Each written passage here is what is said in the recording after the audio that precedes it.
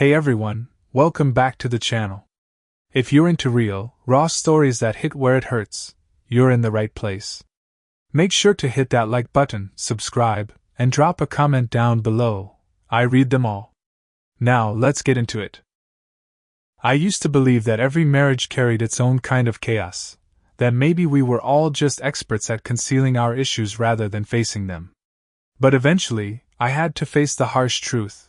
Some marriages decay from the inside, and when they break, the debris hits everyone. My name's Arthur Bennett. I was 38 when it all started, and I used to feel a deep sense of pride in what I'd built. Over a dozen years of marriage, I'd grown a hefty savings cushion through my fast-growing construction firm, Bennett Builders and Company. I loved how it sounded, loved seeing my last name sprawled across trucks driving to different sites. It gave me a rush, made me feel invincible. For a time, I actually thought my personal life was just as sturdy as the homes I was putting up. My wife, Elena, had always wanted the picture-perfect suburban life, a cheerful house on a trimmed lawn, spacious enough for our 4 kids, 3 sons and a daughter, surrounded by a clean white fence. The image of happiness, right? But behind closed doors, that fence was decaying. Things started unraveling on a Tuesday. I'd just come back exhausted from a site inspection. All I wanted was to crash on the couch or maybe toss a ball around with my youngest boy if I had the energy. Instead, the moment I stepped inside, my 4-year-old daughter Lucy ran up to me, holding a piece of paper. "Daddy, look!" she shouted. I knelt to see her drawing, a strangely shaped car with 2 stick figures, both grinning. She'd labeled them Mommy and Uncle Dave. The whole thing was covered in bright hearts and twisty lines like a road. Something about it twisted my gut. Uncle Dave, my dad's youngest brother, was 42, unemployed more often than not, and honestly had no reason to be part of Lucy's fantasy drawings, especially not in some cozy scene without anyone else. I forced a smile so I wouldn't alarm her. "That's lovely, sweetheart. Why are Mommy and Uncle Dave in the car together?" I asked. She gave a shrug, innocent as ever. "I saw them in your room. Mommy said not to tell you or you'd be mad." I blinked. "They were in my room?" I kept my voice light, but I felt a cold ripple go through me. Lucy couldn't give a specific time, just that it was one morning recently, and Elena had tried to distract her with a cartoon to send her away. Lucy asked if Dave was sleeping over. Elena got flustered and pushed her out. Her account came out in that honest, unfiltered tone only kids have. But it spun my head. I'd come home that afternoon and sensed something strange. The bed was made up with fresh sheets, even though Thursday was laundry day. When I asked Elena, she brushed it off as a cleaning spree. Now I wasn't so sure. When I brought up the drawing, Elena just laughed it off. Said Lucy had a wild imagination and that I was overreacting. But my gut was tight, and the air in the house changed. Elena began throwing me these looks, bold, almost taunting, whenever I mentioned Dave. There was something smug in her expression, as if she was in on some secret. A few weeks later, we had the whole Bennett clan over, parents, siblings, aunts, uncles, cousins, even second cousins. Our backyard was perfect for it, wide lawn, grill area, a little corner for the kids. Everyone came in high spirits. Everyone except me. Since Lucy's drawing, I'd been on edge. And sure enough, Dave strolled in wearing an unbuttoned shirt that showed off his tattooed arms. Cheap designs swirled across his biceps. He walked around like he belonged, gave me a lazy wink. "Hey, nephew," he said, slapping my shoulder. "Long time no see." I forced a grin, though every nerve in me screamed to throw him off my land. Instead, I kept my eyes on him, trying not to make it obvious. Each time Elena walked by, he'd lean in and whisper something low. She'd giggle and toss her hair. When she thought no one was watching, she'd rest her fingers on his chest, light as a feather. I caught all of it from the sidelines, a spark of flirtation buzzing between them like static. It churned a quiet fury inside me. At one point, I spotted them tucked away near the back fence, right behind my mother's daisies. Their heads leaned in close, voices hushed. As I crept closer, I saw Dave flash a smug, wolfish smile. Elena's face tilted down, almost shy. Then Dave placed a hand gently on her shoulder, a small motion, but one that screamed familiarity. "Enjoying the cookout?" I asked, stepping out from behind the flowers, letting them know I'd seen everything. Elena jolted. Dave remained calm, slowly pulling his hand back. "We sure are," he said coolly, no trace of guilt in his expression. "You throw a solid gathering, nephew." Elena gave me an exaggerated eye roll, like I was being an inconvenience. "I was just telling Dave about someone I know who might be looking to hire," she said with casual ease. "Figured it could help, since he's currently in between jobs." I locked eyes with Dave. "Is that so?" Dave grinned without hesitation. "Yeah, could be a good opportunity. Elena's kind enough to vouch for me. Maybe she knows me better than you give her credit for." A hot surge of anger welled up, but I held it down, replying with a strained smile. "Always happy to lend a hand to family." But the way Elena looked at me, distant, icy, told me everything. She wasn't even pretending to play the loving spouse anymore. She didn't bother to hide how much she enjoyed his presence. It was both infuriating and humiliating.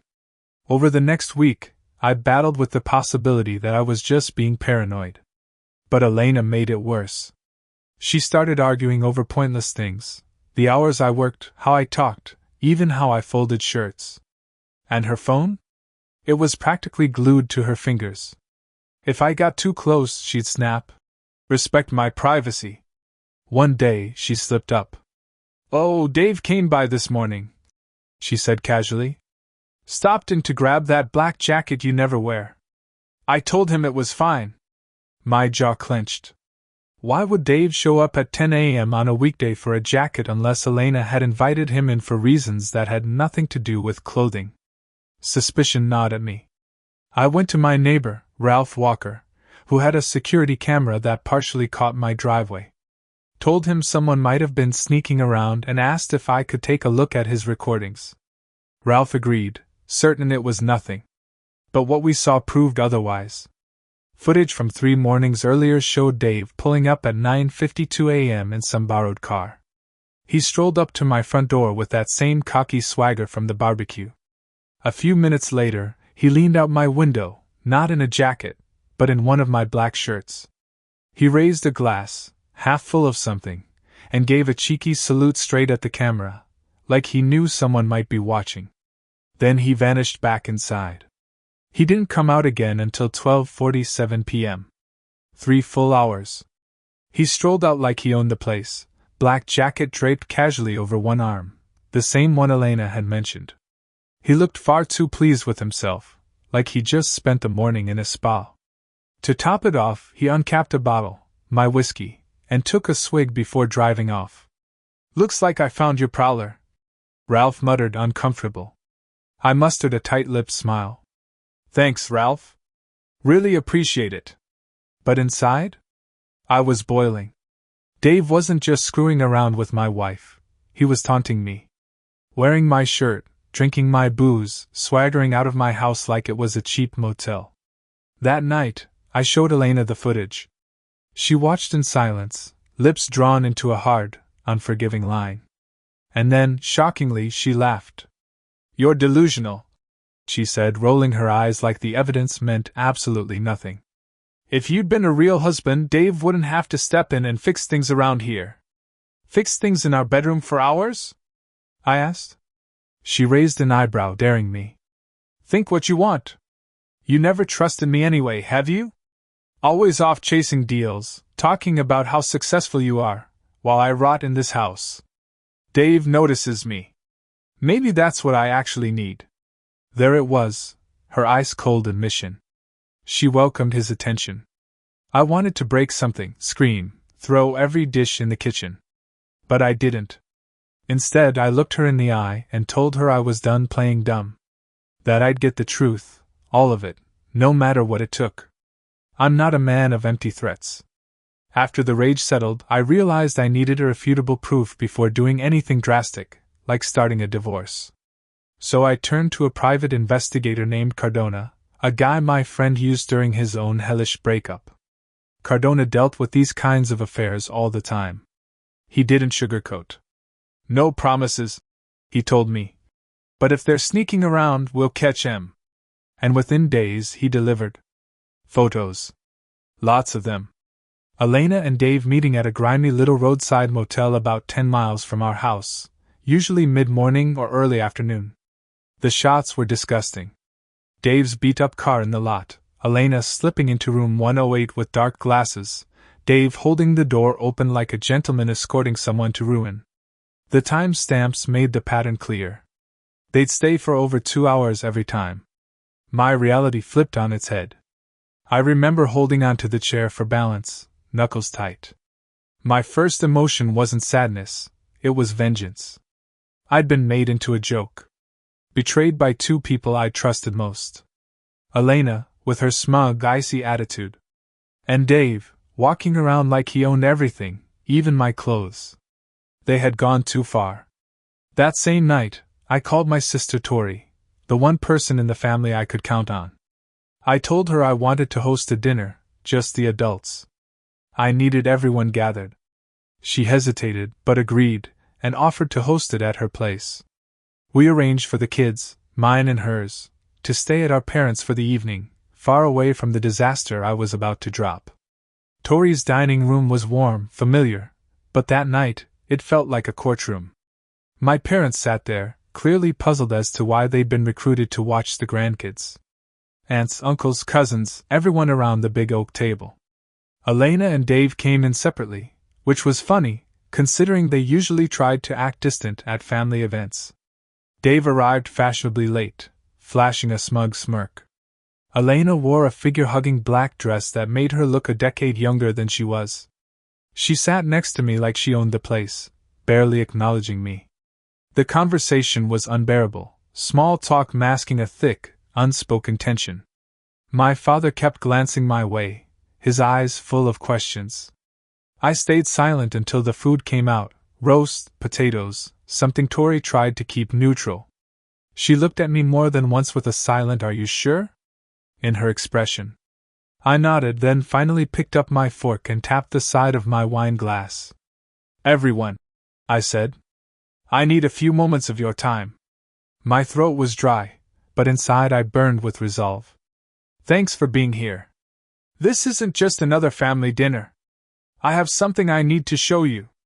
I reached beneath the table, pulled out a manila folder, and laid the contents, the photos from Cardona, right in the center for all to see.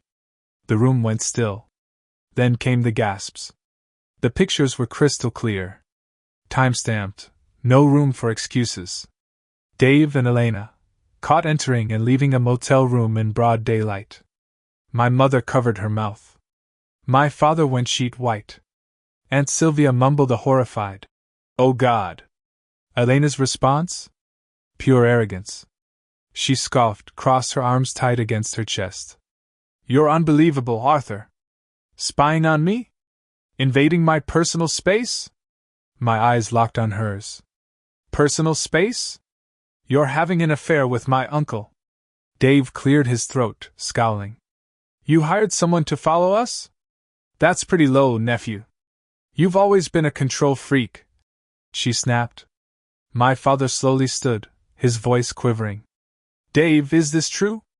Elena, are you actually cheating?" Elena's reply came cold and quick. "And what if I am? Arthur's never around. He parades his success, treats me like arm candy, but never offers the love or attention I deserve." She turned toward me with venom in her glare. "Maybe if you'd acted like a real husband, I wouldn't have needed to find comfort somewhere else." The tension snapped like a whip through the room. My mother began to weep quietly. Dave slammed his palm against the table, silverware clattering. "You want honesty? Fine. Elena and I have been seeing each other for over 6 months now. Maybe longer. It started off harmless," he added, pointing straight at me. "But you pushed her away. You weren't there. This is on you." I shot up from my chair, fists tight. "You're wearing my damn clothes. Drinking my liquor. Walking around like my house is yours. You're a parasite. He chuckled darkly. You never had the balls to stand up to me, kid. I saw how you twitched every time I walked into a room. You're all bark. Shut your mouth! I roared, lunging across the table. Dishes wobbled as I surged forward. My father tried to restrain me, but I shoved him aside. My hand found Dave's collar, and I drove my fist into his jaw. The sound, sickening, satisfying. Family members screamed. Dave stumbled, then retaliated with an open-handed slap, the kind that's meant to humiliate. My skull rang. That was it. All hell broke loose. We clashed, hands locked, dragging each other down in a brutal tangle. The table tipped sideways. The roast hit the ground with a wet thud, wine splashed across the floor. Chaos erupted. My mother sobbed hysterically. My father shouted for us to stop, but neither of us listened. Elena jumped up, her face twisted with fury. You animals!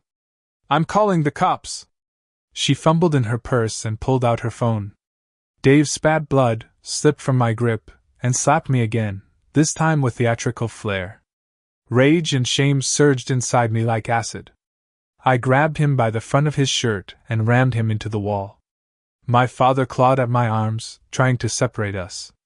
I didn't budge. Then Elena stormed over and, incredibly, punched me low in the back, followed by a ridiculous smack to my rear, like she was breaking up a bar fight. Get off him! She screamed. Dave's twice the man you'll ever be, you pathetic loser! I turned, and Dave shoved me backward. We crashed into the sideboard where Tori kept her fragile china. Several plates exploded on the hardwood floor. Enough! My father thundered, eyes glossy with grief and fury. Elena shrieked about calling 911 and threatened legal charges. Dave, bruised and panting, straightened himself up like he'd won something. This ain't finished, he growled. You think you can disgrace me like that? You're dead wrong.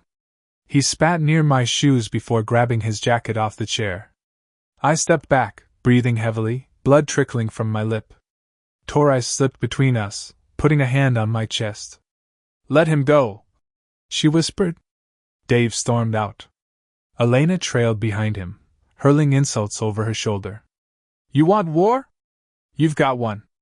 See you in court, psycho. The front door slammed like a gunshot. Silence fell in its wake. The table was overturned, wine soaked into the carpet, the scent hanging in the air like smoke after a fire. My mother wept openly. My father collapsed into a chair, hands shaking.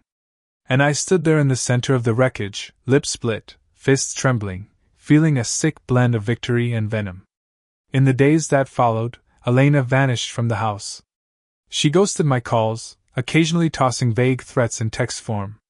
You'll regret this, or you haven't seen anything yet. Revenge clouded my thoughts like storm clouds. Dave disappeared too. Rumors had him crashing on someone's couch or holed up in dingy motels. Then, one random afternoon, Elena pulled into the driveway like nothing had happened. I stood behind the living room curtain, watching her pull into the driveway with that same defiant posture, hands on her hips, chin raised like she still owned everything in sight. I opened the door before she could knock, blocking the entrance. What do you want? I asked, my voice still hoarse from the shouting match days earlier. She stared up at me, expression amused, cold. Let me in, or I'll start screaming that you're attacking me. I bit down my fury and stepped aside. She walked in like she was inspecting her territory, scanning the living room like some empress returning from exile. Then she flipped her hair and said, We need to talk. Then talk, I muttered. She squared her shoulders. I'm pregnant. And it's Dave's. Time slowed. My thoughts fractured like glass under pressure. Pregnant? With Dave's child? At first, my brain rejected it. But the motel photos screamed otherwise. And what exactly am I supposed to do with that? I asked, keeping my tone as steady as I could, even though my insides were unraveling. Her smirk was poison. You're going to step up. Raise the baby as yours. We pretend it's yours. Keep the marriage intact. Simple. I laughed, hollow and sharp. You've lost your mind. You actually expect me to raise your lover's kid like it's mine? She lifted a shoulder in a casual shrug. Better than the whole world finding out. If you don't play along, I'll destroy your company, your reputation. I'll tell everyone you abused me, neglected me, that I had no choice but to turn to Dave. A chill settled in my bones. You're going to blackmail me? She smiled with no warmth. Call it whatever makes you feel better. But I'm not letting everything I built go down because you and Dave had a stupid pissing contest. Play your part, and we both walk away clean. You're the father. I keep my image. Everybody wins. My hands were trembling. I took a deep breath to steady them. Her cruelty was breathtaking. No, I said, barely keeping my voice from breaking. Not a chance. Her eyes narrowed. She stepped closer, jabbing me in the chest with a finger. Then I'll take everything. The house, the kids, the business, all gone. You'll have nothing. I barked out a bitter laugh. Go ahead. I've got pictures. A licensed PI. Witnesses from the dinner disaster at Tori's. A judge will see exactly who you are. She spat a curse and turned for the door. You'll regret this, she snapped. And then she was gone, leaving behind a silence so sharp it felt like a wound. I stood there shaking, equal parts victorious and terrified. I didn't waste time. I contacted Janine Cruz, my divorce attorney, ruthless, brilliant, and built for war. Janine reviewed everything: the photos, security footage from my neighbor's camera, statements from relatives who'd witnessed the brawl. We've got more than enough to push for fault-based divorce, she said. Possibly even sole custody, considering Elena's recklessness. Still, her threats echoed in my mind. She could spin stories, say I was emotionally abusive, a controlling maniac. She might even win sympathy. Janine warned me, no arguments, no face-to-face confrontations. Let the courts handle everything. But I wasn't satisfied with court orders and paperwork. I wanted Dave to bleed. The image of him drinking my whiskey, strutting in my clothes, smacking me in front of everyone, it haunted me. I wanted revenge that would sink deep and last. So I came up with something. One night, I bought a prepaid burner phone and used it to message Dave, pretending to be Elena with a new number. The text was simple, urgent. Dave, it's me. I need help. Please. Meet me at the old rest stop off Highway 12. I don't know where else to go. I waited. Eventually, he called the number. I altered my voice, breathing heavily into the phone. Dave, please hurry. I'm near the busted bathroom at the old rest area. I'm bleeding. The baby. Jesus, he muttered, panic in his voice. Stay right there. I'm coming. I grinned and ended the call. Perfect. He took the bait. Midnight found me parked behind a rundown vending shack near the abandoned rest stop. The night was suffocatingly dark, lit only by a single, flickering street lamp that barely illuminated the cracked asphalt below. I sat motionless in my black pickup, engine off, my heartbeat loud in my ears. Adrenaline sat like iron in my blood. At exactly 12:30 a.m., a pair of headlights pierced the gloom. Dave's dented sedan crawled into the lot, tires crunching over debris and glass. He parked just beneath the trembling bulb, then stepped out, glancing around anxiously. Elena? He called. That's when I stepped into the open. No need to hide. I let my boots echo across the concrete, letting him hear me before he saw me. Dave turned wide-eyed. Arthur? Where's Elena? She's not here, I said, voice flat. It's just us. His face twisted from fear to fury in a blink. You tricked me? You sick son of... I was on him before he finished. Grabbing the front of his shirt, I slammed him against his car. Metal groaned, and he let out a shocked grunt. You want to be me so badly, I growled. You wear my damn shirts? Drink my liquor? Sleep in my bed? I shoved him harder. Let's see how it feels to be hunted. He tried to shove me back, but my rage gave me weight. I slapped him, a sharp, echoing blow, just like the one he gave me in front of everyone. He recoiled, disbelief flashing across his face. "You've lost your mind," he shouted. "It wasn't like that. She came on to me. She told me you were always gone, obsessed with money, bragging like a peacock. She needed someone real. You pushed her away, man." Another slap, harder, vicious. "Don't you dare turn this around on me. You humiliated me, you rat. And now you're going to get a taste of it." He struggled, trying to pivot free, but I hooked his ankle with my foot and held him against the car. With one hand, I pulled a pocket knife from my coat. The blade flicked open with a clean click. Dave's eyes went wild. "Jesus, Arthur, you're not serious, right? You're not going to kill me over this?" I laughed, a cold, hollow sound, and held the knife just inches from his cheek. "Kill you? That's too easy." I let him go and crouched beside his front tire. Without hesitation, I jammed the knife into the rubber and slashed clean through. Air hissed out, the tire sagging. "What are you doing?" he gasped. I didn't answer. Just walked to the rear tire and did the same. The car dipped, listing to one side. Dave made a move toward me, but I stood and pointed the knife at him. "Don't. Or the tires won't be the only thing I cut." He froze, hands raised. Okay, I get it. We screwed up." His voice wavered. "But Elena told me, she said you didn't care anymore. That you shut her out. I thought." "You thought wrong," I spat. "That gives you permission to raid my life like it's a convenience store? Parade through my house like you earned it?" He was panting now, visibly shaken. "So what? You're just leaving me here?" "That's right," I said. I popped the hood, wedging the knife beneath the latch, then lifted it open. Time for a little extra insurance. I reached in and began ripping through the engine, sliced a few hoses, yanked loose a spark plug wire. The hood slammed shut with a metallic crack. "There," I said. "Now you're not going anywhere." He looked around, panic creeping into his expression. "You can't just leave me stranded. It's miles to anything out here." "That's the idea," I said.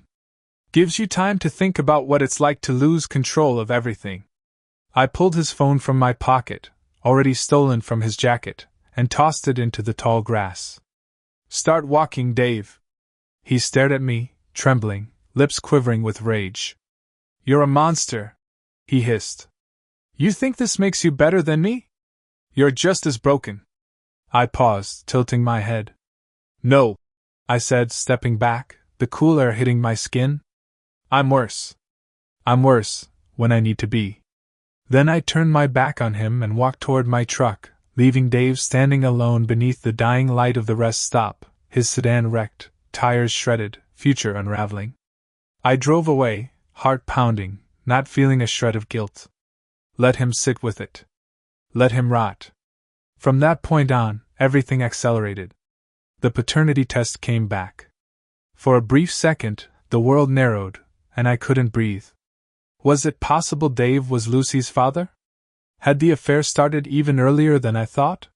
Or was there another man in the shadows, one I'd never even suspected, who had been part of Elena's life long before things exploded? Rage tangled with despair. But one thing eclipsed everything: finality. My marriage had been a lie from day one. Janine, my attorney, filed for divorce citing adultery. Elena retaliated with allegations of emotional abuse, trying to paint me as manipulative and volatile. But the files, the surveillance photos, audio, eyewitness statements from the dinner blowout, dismantled her claims like dry paper in a fire. Dave, ever the coward, disappeared after our rest-stop confrontation. Whispers said he was licking his wounds out of town, trying to dodge the humiliation. He didn't offer her support. He didn't even show up in court. And when the judge heard the evidence, the verdict was clear. The pregnancy, openly admitted to be Dave's child, only deepened the betrayal. My lawyer drove it home. Elena was not only unfaithful but unstable, unfit for full custody. I was granted primary custody of our 4 children. Elena got visitation rights, which she barely used. Eventually, she moved into a drab apartment at the edge of the city, far removed from the white picket fantasy she'd once demanded. Now and then, she'd turn up at my place, trying to provoke me. "You've ruined everything," she'd hiss. "Dave bailed. I'm alone with this baby. Hope you're happy." And then that venomous smirk would creep back. "Your kids are broken now. Hope you're proud." I'd calmly remind her of the pending child support hearings, and suggest she redirect any communication through our lawyers. My priority was my children, especially Lucy. She was 5 now. Old enough to know her world had changed, even if she couldn't understand the depth of it. She missed her mother, yes, but she also felt the tension. As the divorce approached finalization, one disturbing thought rooted itself deep in my brain. Lucy had been conceived right around the time Elena's behavior first turned cold and distant. Was it possible she wasn't mine? I kept flashing back to her innocent drawing, the one with Uncle Dave. Elena had laughed when I questioned it. Laughed. I finally brought it up to Janine. She didn't mince words. "If you need closure, get the DNA test. But if it turns out she's not yours, it might jeopardize custody. Even partial." But I couldn't help it. I had to know. The obsession wouldn't let go. So I brought Lucy to a private clinic. Told her it was just a checkup. They swabbed her mouth, swabbed mine, and said results would be mailed within 2 weeks. Those days dragged. I was split in two, wanting to be her father with every fiber of my being, but terrified of what I'd find out. Meanwhile, Elena's pregnancy came to an end. She gave birth to a boy in some backwater hospital near her dingy apartment. Dave never claimed the baby. Pathetically, Elena came crawling back, asking me, once again, to adopt the child so she wouldn't be labeled a single mother. I gave her a cold, final no. Weeks passed. I adapted to single fatherhood. Balancing the business with raising the kids felt impossible at first, but somehow, we endured. The older boys, after their initial shock and anger, began to stand by me. Lucy, she kept drawing. Always pictures of me and her brothers, always bright, colorful, warm. Never Elena. A child psychologist said it was her way of working through the loss. Then the envelope arrived. Plain. Clinical. DNA results enclosed. I sat in my home office, staring at it, hands trembling. I tore it open. One line jumped out at me like a punch to the chest. Probability of paternity, 0%. Lucy wasn't mine. Not biologically. My stomach dropped. I read it again. And again. There was no mistake. The numbers were clear. She was the child of another man, someone I hadn't even known existed back then. Not me. Not Dave. Someone else. If that story shook something in you, don't forget to like, comment your thoughts, and make sure you're subscribed. More stories like this are coming your way. Until next time, stay sharp, stay honest.